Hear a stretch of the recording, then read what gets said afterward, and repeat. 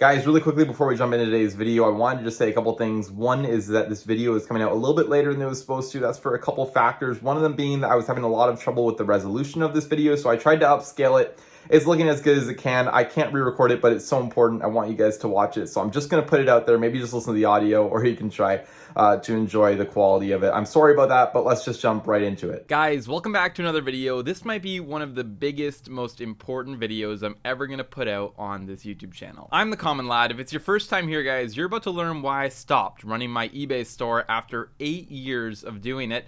And if you guys are from the channel, you've already been following for a while, you might be in a little bit of shock right now, but I can explain. I'm going to go through everything in today's video and go through exactly what happened and why I'm no longer on eBay. For some of you guys watching this video, this is going to act as, I think, a major motivating kind of video. I hope it'll motivate you to potentially get into this space, start selling things on eBay, and ideally build yourself a great business and maybe change your entire life through eBay using this platform to earn yourself money that doesn't require a conventional job. For others of you out there, this might be a video that's kind of an eye-opener to tell you that maybe this isn't the right path for you and that you should pursue other things. So let's get right into it, guys. If you enjoyed the video, be sure to leave a like, comment down below your thoughts. I'm gonna love to hear them, and I guess let's just jump right into things. So that's right, Well Played Games, the video game store that I started back in 2014, basically through all of my high school experience, all of my university experience. I've been running it for as long as I can remember. I'm no longer taking part in it. So again, I ran it for 8 years. This would technically be the 9th year of it, and let me just start by saying this. I absolutely adore the business. Like, I really grew to love it over all these years, building it up from literally nothing, starting with $30 and buying some games off of a friend and turning this into what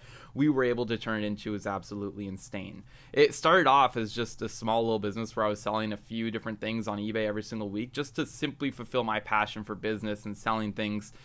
We even got in later on to the YouTube side of things. I had a whole YouTube channel for Well Played Games that I'm sure many of you might be able to find now and hear my voice from about, 4 or 5 years ago. But regardless, I was running that and was able to build, some subscribers on there. We started an Instagram theme page for Well Played Games, which grew to, I think, almost 100,000 followers. So much different social stuff, so many different plans in terms of how we could build this into a gaming network and, what we could do on the retro game side. I even used to shoot video game reviews of the retro games that I was selling. I did all sorts of stuff aside from just simply selling on eBay. So this was more than just a simple eBay store. To me, this was a brand, this was a business that I was building, and I think ultimately we did a pretty good job. So it was all kind of fun and games. It was definitely kind of fulfilling that, business side of me that I really wanted to do, but it didn't really get serious until about 1.5 years ago when a friend of mine got very interested in also reselling video games. I kind of guided him through the steps, and about, I guess, 4, maybe 6 months into his journey, we said, what are we doing? Why are we competing against each other? Let's combine these stores and try and build something big. Our goal was to build the biggest video game store in Canada, the biggest online library of used video games that people could go to, search for titles, and have them delivered directly through their door. And of course, the platform that we chose to do this with was eBay. Now again, I've had a lot of experience and time spent on eBay, and I'm so fortunate to be able to have been documenting it all with you guys here. And in fact, we've even worked with eBay on certain, different campaigns, and I've done some socials for them, and they've been super supportive of our business, and we obviously have been using their platform for many years. So I'm grateful for that relationship. I will always have a place in my heart for eBay. I love eBay, and I will probably still use it even after this transition. So about 1.5 years ago, I started with Airval, who joined us here on the channel. He started his own channel as well, which I would highly recommend subscribing to. The link will be down below. We'll talk more about that later.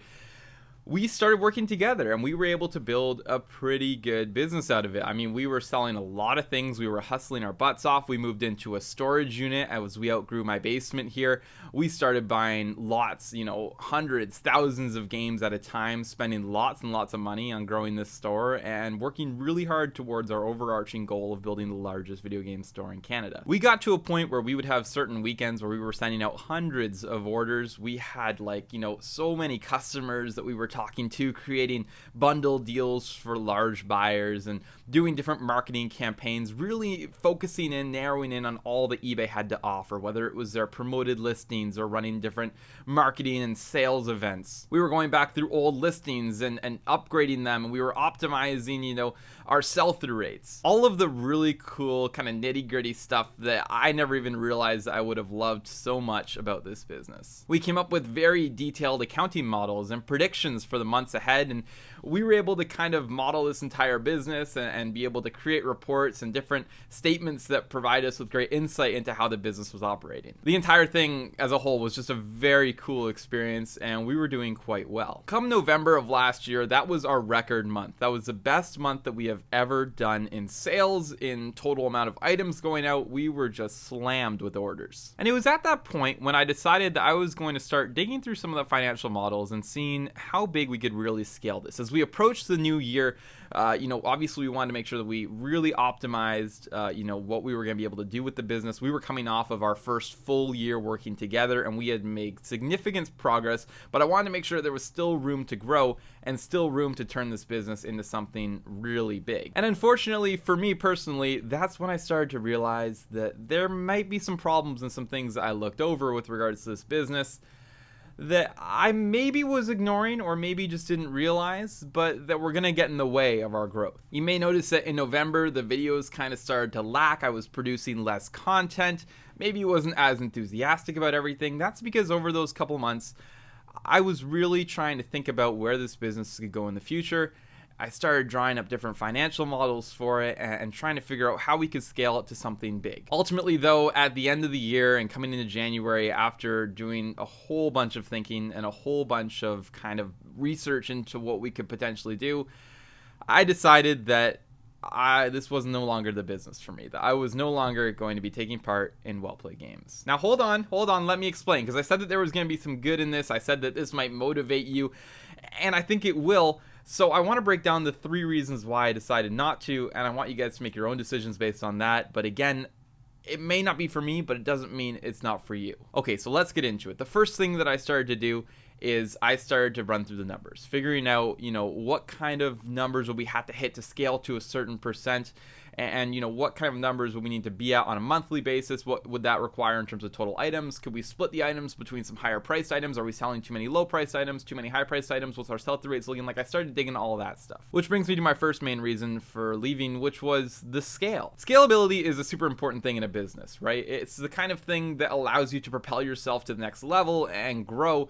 and ultimately build a bigger business. And without, leaving room for scale, or if you hit your kind of ceiling, that can be a problem for a lot of people in business. It's very common on the small business side of things, especially when you don't have employees. It's just the 2 of you or the 1 of you. You only have a certain amount of time in the day to work on things, so it can be hard to grow past that. For me, it came down to this. I looked at what a normal person would make running a minimum wage job, which is kind of the minimum that you would need to overcome to even start this business, right? So that would be about $35,000 here in Canada. Maybe $30,000 to be conservative. So I think I ran the numbers here, with $30,000. So to make $30,000 in this business, it's actually quite simple, and I think it's super achievable for anybody out there. $30,000 at a 20% margin, which is what we were consistently operating at all throughout the time of our business. I think it was about 65% gross margin. We had a 20% net margin at the end of the day. That means the cash that landed in our pockets after we paid storage expenses, which again, you could probably avoid if you're working from home, after we paid all sorts of marketing and promoted listing expenses and extra things, we were still doing a 20% margin, which by the way is pretty standard for a business, especially like ours, and is very respectable, especially that we were able to do it consistently. Anyway, to make $30,000 net at a 20% margin just means that you need to be doing $150,000 in revenue, which actually is very achievable. That's only about $12,500 a month, 800 items also a month that you need to be selling, or about 28 items a day. Again, very achievable. Now, the first thing that we run into here is that there's 2 of us. So not only do we need to make $30,000, but we need to immediately double that to $60,000. So $60,000 now requires us to make $300,000 in revenue, and it's still pretty achievable. Like, to do that and to make that kind of money is definitely doable. The first thing that I start to think about here is that to make that kind of money, it's definitely going to require more headspace, and you're definitely a lot more involved, maybe more hours than you would be putting in a regular 9-to-5 job, but you get the freedom of it, right? You get to do it whenever you want, and it's your thing, and there's room to grow. So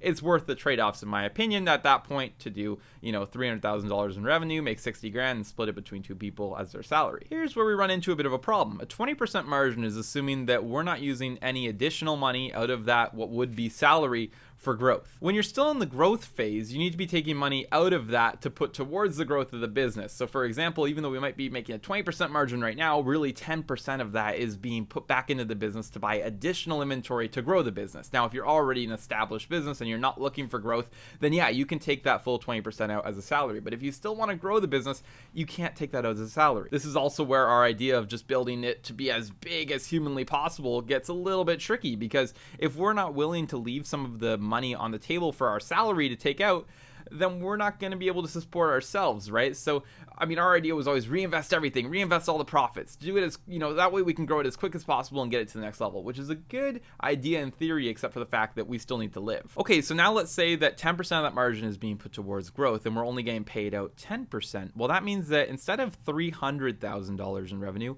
we need to now make $60,000 at a 10% margin, which is $600,000 in revenue. And you can see where things start to get tricky here. $600,000 in revenue is a lot, especially when you're selling items with an average price of $14.50. $600,000 in revenue is equivalent to about $50,000 a month. To do a $50,000 month would be pretty difficult.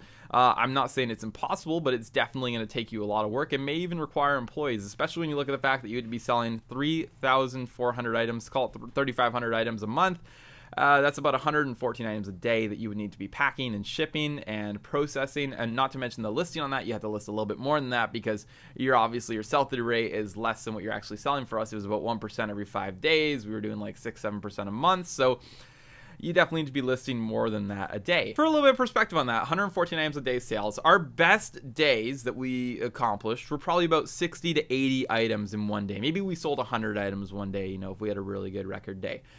But we weren't even hitting that on the minimum side of things on our best days. So this is when things started to kind of get a little bit difficult for me. To do $50,000 a month would have been a lot of work. And we were already working our butts off to get to the amount that we were at. So it starts to look a little bit tricky. Again, I want to go back to the fact here that if you're just one person with a fully established eBay store, you're doing $150,000 in revenue, which is very much achievable for one person.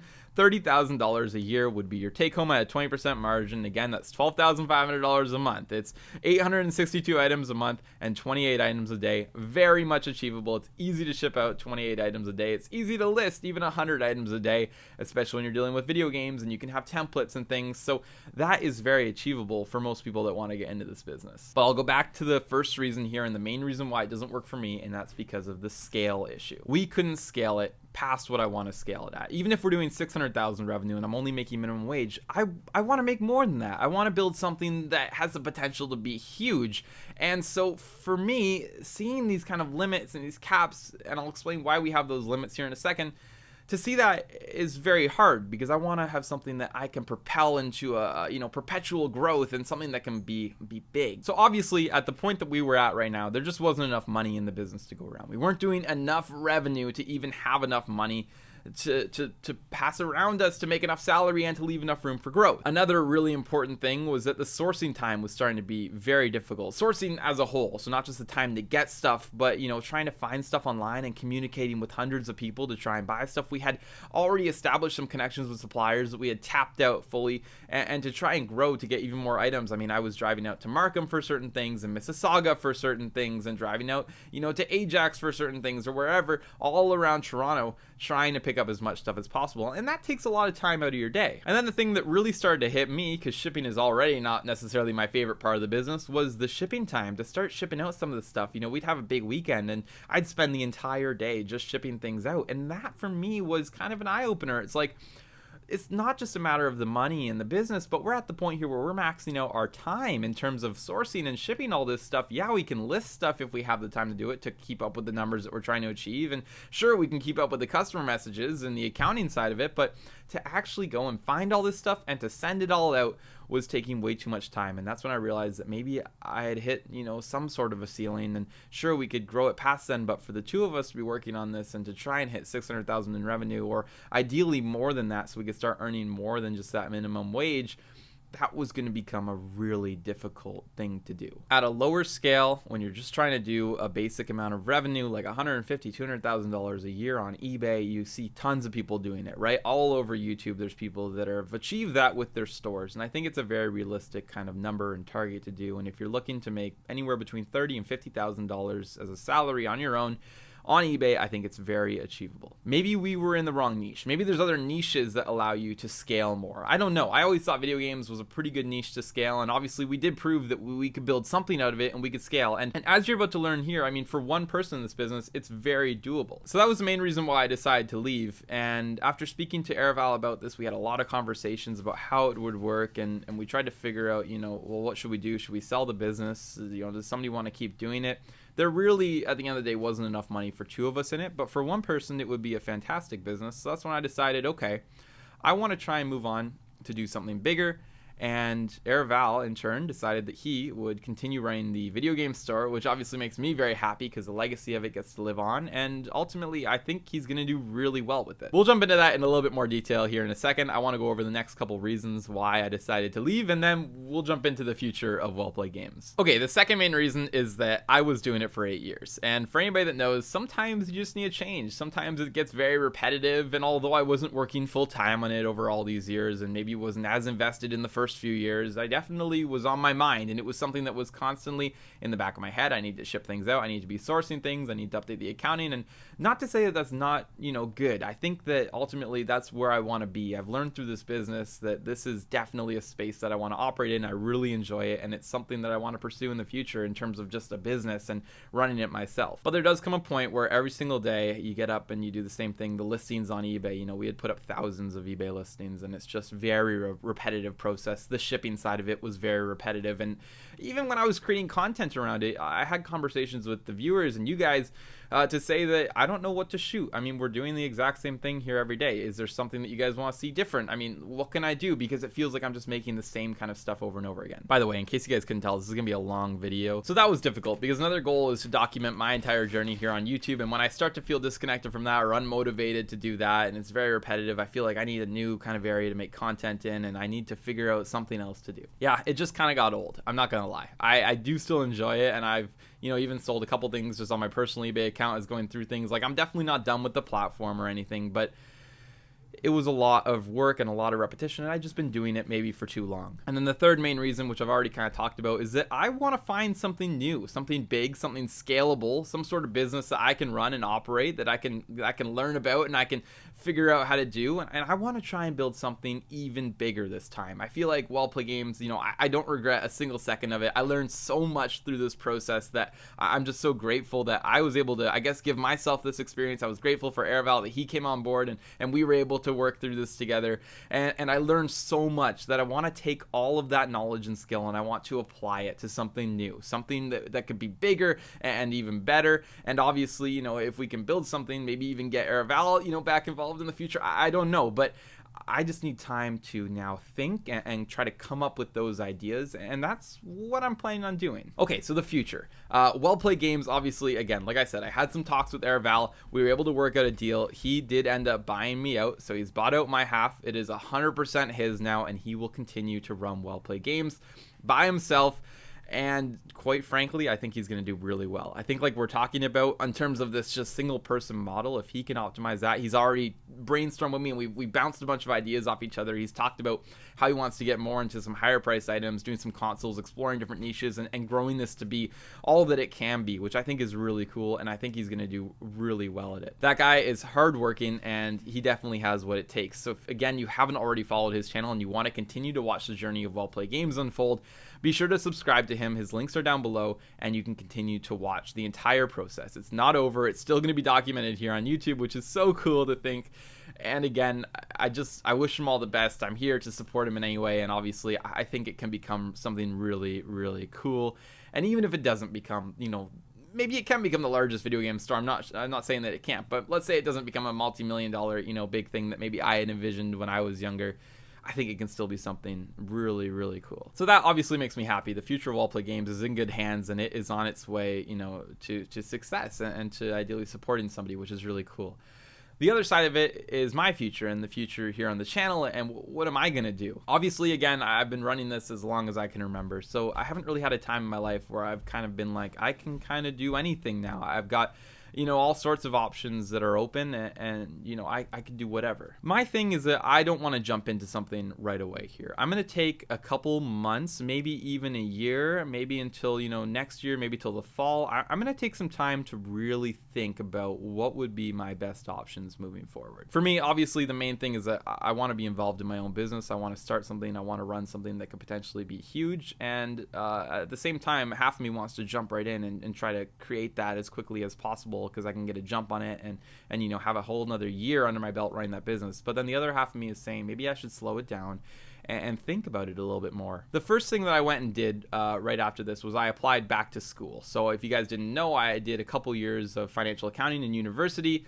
And, I learned a lot through that. Obviously, it was very valuable. So I reapplied for the fall in case I can't come up with something or it just doesn't feel right. I can always go back and continue that. I did 2 years in school. I took a year off, worked full-time on Well Play Games. Now I'm thinking I can go back and continue that. And then, of course, when I'm ready or come up with the next big thing, I could either just, drop out, or I can not go, in the fall, if I don't feel like it's the right move. So it's not set in stone, but it's an option for me. The next thing that I'm going to do is I'm going to spend the next probably month or two planning out different things. I'm going to come up with different financial models, come up with different business plans, come up with different ideas, and think through all of them and really try to nail down what would be the best thing for me to do.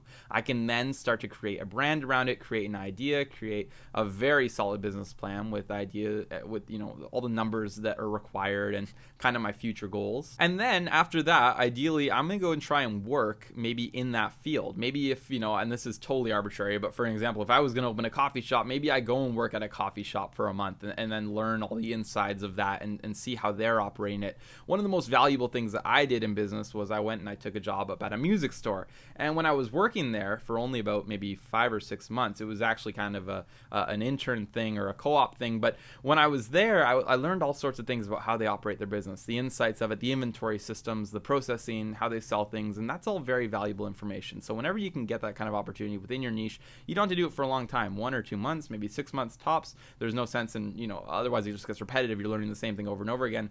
But that was very important, I think, in terms of growing my business and learning more about how other people operate. So that's kind of an option, and that's kind of what I'm thinking. And then hopefully I can figure out a new plan and a new idea. I think what I want to do in the future will be something that's physical and e-commerce. So I want to have a physical location and have an e-commerce side of the business, because I think that would help as well. And I just need to figure out what that is. In the meantime, though, I still want to be hustling. I still need to be doing things to make some money, and I still need to keep busy. So I've already got my first project planned for the next month, which is I've purchased a boat that I'm going to be restoring and trying to flip. I purchased it for about $1,200. I'm thinking I can get $5 or $6 grand for it with about 2 weeks of work. So that's my first project. I will be selling that and coming up with my next project afterwards, maybe doing some furniture on the side, doing whatever it takes, something, to keep myself busy and also to make some money. And that's where the YouTube thing kind of comes into things. I want to take you guys along for this journey. I hope that I'm not throwing you guys for a huge curveball here. I know we're coming from eBay. We're coming from a community that's very tightly webbed and knit into building things on eBay, which is very cool and very important. But I'm hoping that maybe some of you would like to still stick around, as opposed to me going and making a new YouTube channel outside this niche. Maybe some of you would still be interested in the journey that I'm taking and in the business side of it. And if not, that's totally cool as well. I can totally understand that. But if you want to stick around, I'm going to be creating more hustle content, and I'm going to be creating and maybe even creating content about some of these things coming up. So that's kind of one of the things I was going to check with you guys on is, let me know down below. And I know this is a long video and hopefully most of you are still here, but if you want to see videos on things like, me flipping a boat, or me doing more furniture flips, or me doing stuff on Facebook, or me trying different things, or me maybe walking you through different business ideas and plans, and then eventually getting to the stage where we can go through and open the business and run it and see if I'm successful or if I'm not. I think this journey could be really cool, but I just wanted to come on and make a video where I could update you guys all on what's going on, make sure it's all clear and all laid out there, and hopefully this is the start of something even bigger and better for myself, and hopefully I can bring you guys along for the journey. And if it doesn't work out, it doesn't work out, and at least I tried. So that's kind of how I see things. My camera shut off because we're approaching the 30-minute mark here on this video, which is probably one of the longer videos I've ever done. So I want to wrap things up here. I really appreciate all your guys' support over the last few years here, building this YouTube channel. We got to 5,000 subscribers. I don't even think I've talked about that yet, but it's so crazy. For me, that was huge. For me, building a YouTube channel, because I've been on YouTube for the last like 5 or 6, maybe even longer, maybe even as long as I had the business going, 7 years. running the other YouTube channels that I've tried and then running this one. I've had so much more success here, and I feel like I've really been able to connect with a lot of you guys in the community, made lots of friends along the way. I think this has been such a cool experience, and obviously it's not over, but I just want to say thanks for everybody that supported this channel here and supported this journey and enjoyed the content. Hopefully I was able to provide you guys with some value, and obviously those videos are all still there, and I think I've left the framework to build this business, and it's all there on the channel, and hopefully you guys can continue to use those resources as you need in the future. So big thank you to all the viewers and subscribers out there. Thank you guys so much. I really appreciate it, and I will be back hopefully in the next few weeks, maybe within the month. I'm not sure. I don't know when I'm going to be doing things or what kind of videos I'm going to be making, but as I figure that out, I will obviously share it with you guys. So I appreciate all the support. We're going to wrap things up here. Hopefully you guys enjoyed the video. If you did, leave a like. As always, let me know your comments and your feedback and your suggestions down below. Subscribe to the channel if you want to join me on this journey going forward. I'll see you guys all in the next video.